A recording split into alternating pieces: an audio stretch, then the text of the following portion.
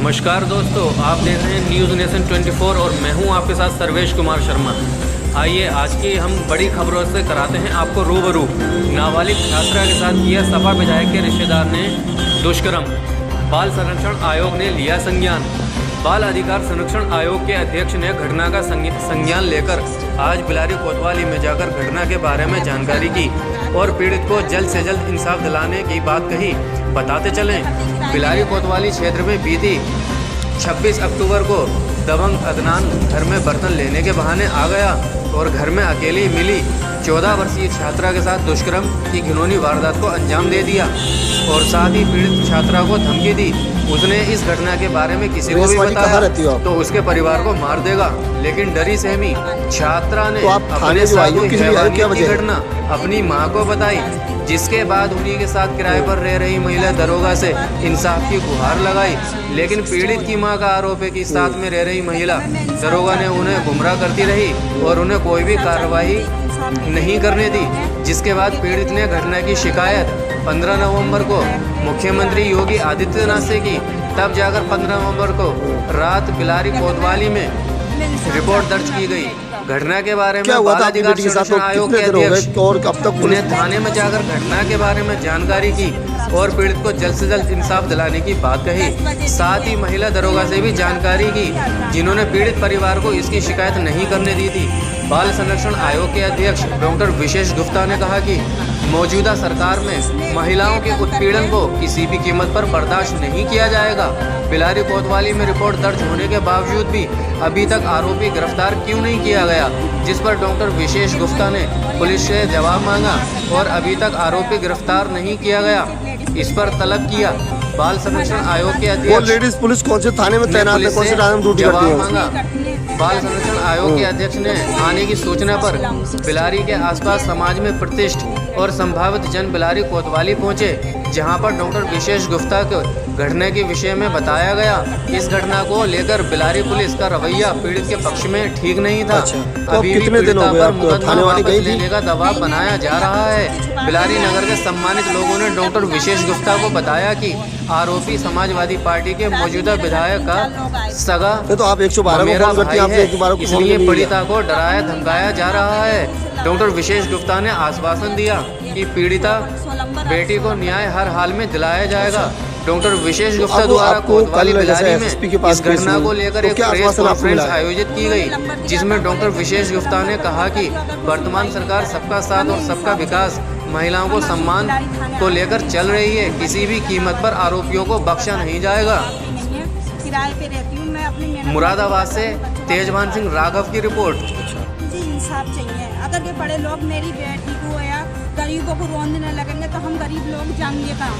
हम बेटियों की सुरक्षा कैसे करेंगे हम? नहीं, योगी जी ने सुरक्षा के लिए पुलिस बनाई है, अलग से टीमें गठित की हैं, तो क्या आप उन्हें कोई संपर्क किया? पुलिस हमें ये कहेगी कि हम इंसाफ दिलाएंगे, कोई गुम कर देंगे तो हम जाएंगे कहाँ, जब हमें कोई निकलने नहीं देगा। अच्छा, उस दरोगा की जो वहाँ रहते हैं, जो महिला दरोगा रहती हैं, उसकी कोई नाम या जान पहचान कौन? नहीं, हम नहीं जानते। हम 3 मंजिल पे रहते हैं, वो दूसरी मंजिल पे रहती है। वैसे आपने दूसरे दिन को पूछा तो क्या बताया? वो कुछ लोग हमें धमकी देने आ गए, एक मुजन सिंह नाम के, वो धमकी देने आ गए कि अगर ये कहीं जागी तो हम तो ये गोली से मार देंगे। ये मुजस्सिम कौन है? पता नहीं, नाम ले रहे थे कि हम विधायक के रिश्ते आ रहे हैं खास। अच्छा, विधायक अदनान भी यही कह रहा था कि मैं सगा फुफेरा भैया हूँ विधायक का, हमारा कोई कुछ नहीं बिगाड़ेगा। अच्छा, हम विधायक वो ऐसा के रिश्ते आ रहे हैं। अच्छा, तो क्या चाहती हैं आप? हम मैं इंसाफ चाहती हूँ, मेरी बेटी का इंसाफ करो।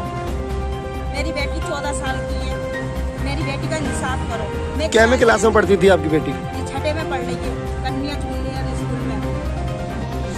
जी, पूछो मैडम, ये मुकदमा दर्ज हुआ है, क्या पूरा प्रकरण था और कितने लोगों के खिलाफ हुआ है?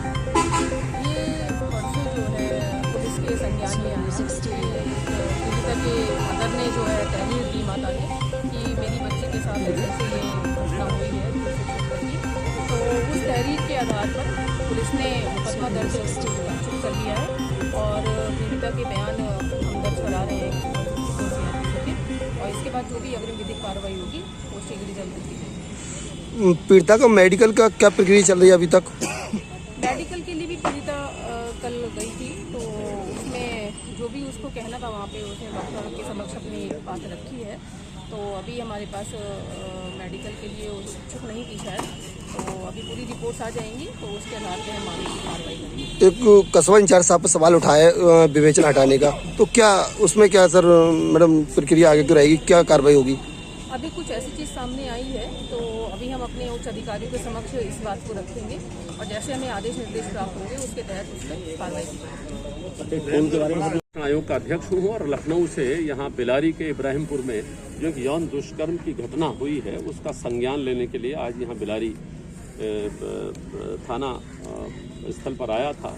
तो यहाँ सभी पक्षों को बुलाकर बात की, खासतौर पर जो पुलिस के अधिकारी थे, चाहे वो सीओ महोदय थी, यहाँ पर थानाध्यक्ष थे, और भी जो मौजूद लोग हैं, पायरिशिपाल जी हैं, और भी तमाम संस्थाओं के लोग थे जिनके मैंने बात की। और मुझे लगा कि जब रिपोर्ट यहाँ पुलिस के पास आई है तो पुलिस ने उस पर प्रभाव रूप से कार्रवाई की है। कार्रवाई का इस सेंस में कि हमारे यहाँ पॉक्सो का तात्पर्य ये होता है कि कहीं भी कोई भी यौन दुष्कर्म की घटना नाबालिग के साथ हुई है तो विलंब बिना किसी देरी के पॉक्सो एक्ट के अंतर्गत मुकदमा दर्ज होगा। 376 की धाराएं देखी जाएंगी आगे कि जो घटना हुई है उसकी गंभीरता कितनी है। तो इसमें कोई शक नहीं कि जो रिपोर्ट आई है मदर की, उसमें एक अभियुक्त का नाम बताया गया है और अभियुक्त का नाम बताने के बाद वो रिपोर्ट दर्ज हुई है और पुलिस ने आज वायदा किया है कि वो अभियुक्त को पकड़कर तुरंत बंद कर देगी। जो पॉक्सो एक्ट है उसके अंतर्गत मेडिकल यानी चिकित्सीय परीक्षण बहुत जरूरी होता है, जिसके लिए कार्रवाई कर दी है पुलिस ने। और चिकित्सीय परीक्षण के लिए वो हमारी जो पीड़िता है वो यहाँ अस्पताल गई है, उसकी मदर भी साथ है, यहाँ जो इन्वेस्टिगेटिंग ऑफिसर है वो भी साथ है।